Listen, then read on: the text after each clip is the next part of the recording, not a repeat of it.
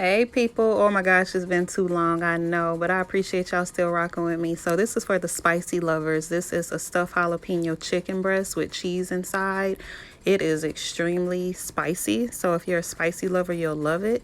Of course, you need jalapenos, you need some chicken breasts, you need some chili oil, and then for the seasonings, you see them here. We have steak seasoning, paprika, there's the hot chili oil. We have some Lawry's, we have some parsley, some adobo, salt, and pepper. We're going to season the breast inside out and front and back, but you want to kind of season it lightly. Don't be heavy-handed because you don't want it salty, of course. So you just want to put all of these seasonings on there. And when I tell y'all, this was just so good. When you cut the chicken breast, as you can see, like it has like little cuffs on the ends, like the corners. Don't cut it like all the way through. You want to keep that stuff you put inside locked in, and it'll be better to put a toothpick. I couldn't find mine, so I didn't put the toothpicks. But after you load the cheese and the jalapenos, you want to stuff a toothpick in there. But look how pretty it looks just raw. Like it was so good, and I used fresh jalapenos.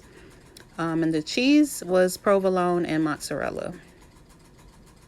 So I just diced up the jalapenos, put some chili oil on top of it, a little bit of onions too, put the chicken on top, season it, stuffed it, and put it on foil though underneath, and put some foil on top. That's what's locking in that moisture.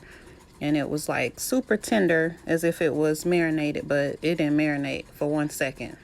But that foil did the trick. So you see I locked it in there with the foil.